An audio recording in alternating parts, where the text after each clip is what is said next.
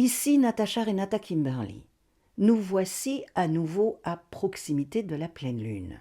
En effet, le lundi 12 mai à 18h57, heure de Paris, ou à 12h57, heure du Québec, la lune sera pleine et se trouvera à 22 degrés 13 dans le signe du Scorpion. L'influence de cette pleine lune durera jusqu'à la nouvelle lune du 27 mai prochain en Taureau.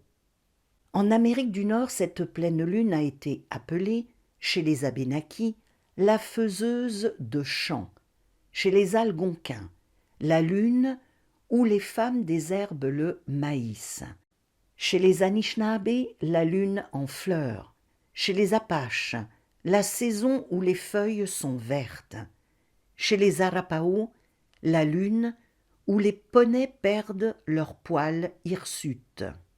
Chez les Assiniboines, la lune inactive. Chez les Cherokees, la lune où l'on plante. Chez les Cheyennes, la lune où les chevaux deviennent gras. Chez les Cris, la lune de la grenouille. Chez les Creeks, la lune des murs. Chez les Haïdas, la lune où l'on rassemble la nourriture. Chez les Hopis, la lune de l'attente. Chez les Kalapuya, la lune où les Camassias fleurissent. Chez les Mohawks, la lune des grandes feuilles. Chez les Potawatomi, la lune des fraises. Chez les Shoshoné, la lune qui bourgeonne. Chez les Tlingit, la lune avant la grossesse. Chez les Winnebago, la lune du binage de maïs. Et chez les Tsuni, la lune sans nom.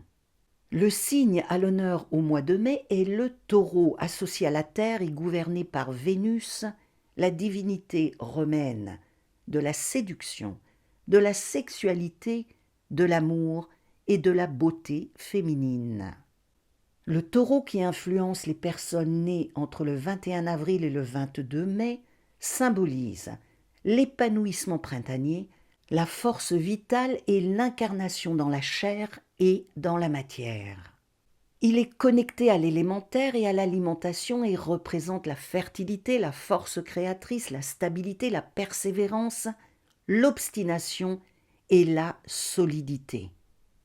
C'est un signe fiable, tenace, placide, têtu, peu influençable et travailleur qui déteste les changements, a du mal à aller dans une nouvelle direction et prend tout son temps avant d'agir, car il aime construire sur des bases solides. C'est un sensuel et un gourmand qui a un très gros besoin de tendresse et peut se montrer très jaloux, possessif et rancunier. L'élémentaire lui apporte la solidité, la stabilité, la patience, le calme, la tranquillité, l'endurance et la persévérance. Le 12 mai, la lune se trouvera dans le signe opposé au taureau, c'est-à-dire dans le scorpion, un signe d'eau, gouverné par Pluton et Mars, deux planètes et divinités qui vont introduire dans notre vie une fréquence complexe, liée au désir, à la passion, à la régénération et à la transcendance. Le scorpion représente la transition et la transformation. Il signe la fin d'un cycle et le début d'un nouvel âge. C'est un signe extrême dans son fonctionnement, ses ressentis et sa sensibilité. Il ne perd pas de vue ses propres intérêts et se trouve peu porté aux compromissions. Très ambivalent et pourvu d'un très grand magnétisme, il a besoin de changements et de transformations, mais peut se montrer extrêmement loyal et fidèle. Il n'aime pas les nuances, et le gris ne fait pas partie de son vocabulaire. Avec lui, pas de compromis, car tout est noir ou blanc. Ce signe peut réagir de façon intense et très agressive, sans se soucier de l'impact qu'il peut avoir sur l'autre. Traditionnellement, cette pleine lune dans l'axe taureau-scorpion est celle des excès émotionnels. Elle nous relie à l'énergie de la terre, à l'alimentation et à l'alimentaire, c'est-à-dire à tout ce qui nous permet de nous alimenter, donc au travail. Cette pleine lune marque donc une tension entre le besoin de posséder et la recherche d'une sorte de dépouillement. Elle nous donne envie de calme et de nous recentrer, mais aussi de vivre des passions, ce qui est a priori contradictoire. Lors de cette pleine lune du 12 mai 2025, nous avons une conjonction Soleil-Uranus en Taureau qui ne se reproduira pas avant 77 ans et qui induit des changements majeurs dans tous les domaines de notre vie et de la société. Ces maîtres mots sont l'innovation, le changement, l'inventivité et l'originalité. Cet aspect nous demande tout simplement de sortir de notre zone de confort, de relever certains défis, de clore les dossiers en cours et de mettre en place de nouvelles directions. Cependant, cette conjonction qui s'oppose à la Lune amène également de l'instabilité, des incohérences, des perturbations, des événements imprévus et de l'inattendu.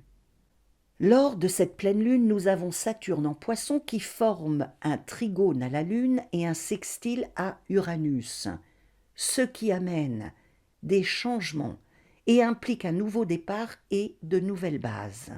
Saturne forme aussi une conjonction avec Neptune, ce qui va nous apporter l'inspiration et la créativité.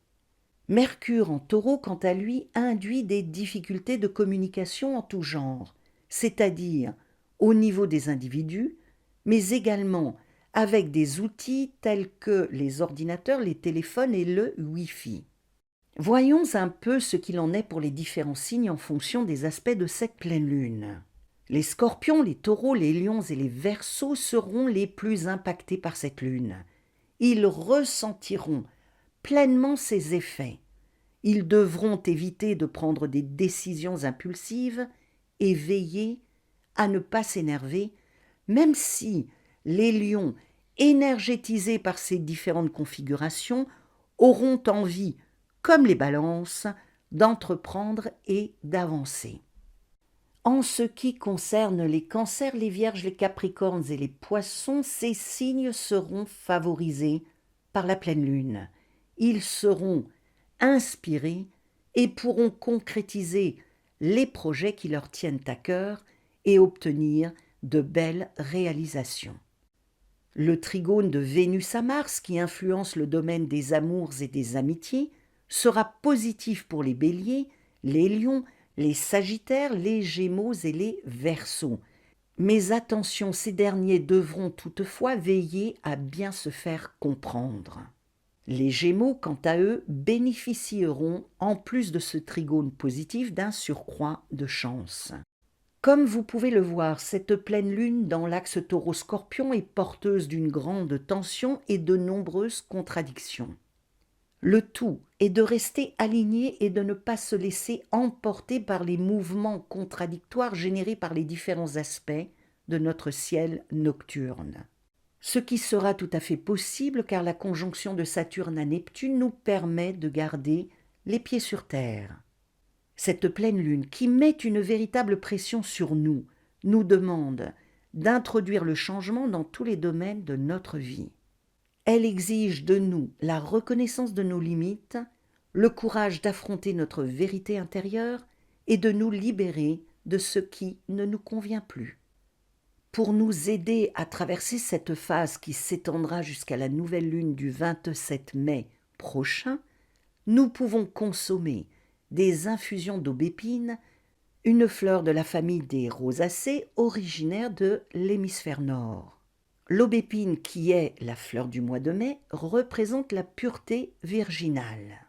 Connue depuis l'Antiquité, elle est employée depuis des temps immémoriaux pour combattre les troubles du sommeil, l'insomnie, l'anxiété, les palpitations cardiaques légères et les problématiques liées à la ménopause.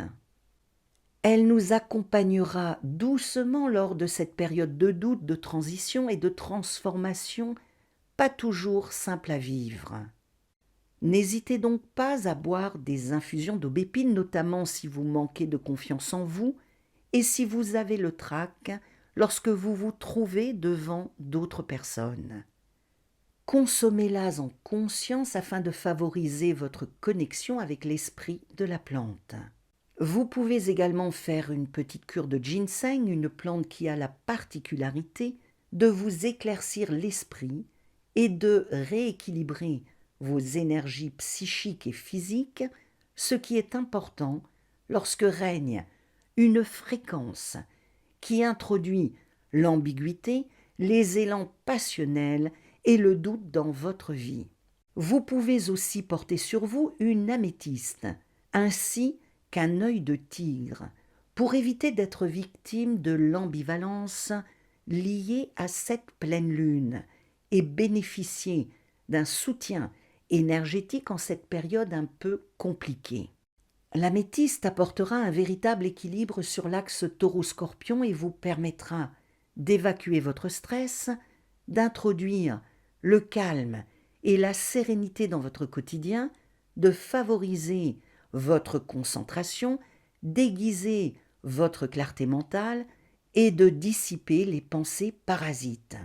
L'œil de tigre, quant à lui, vous protégera des énergies négatives, facilitera l'introspection, éloignera les émotions qui ne vous appartiennent pas, apaisera vos peurs et augmentera la confiance en vous. Voici en gros ce que je peux vous dire sur les énergies de cette pleine lune du 12 mai 2025, principalement axées sur notre émotionnel et nos désirs les plus profonds. Si vous êtes taureau et si vous souhaitez en savoir plus sur votre signe, je vous propose de cliquer sur le lien qui se trouve sous la vidéo et qui vous donnera des informations sur un programme que j'ai fait sur ce sujet.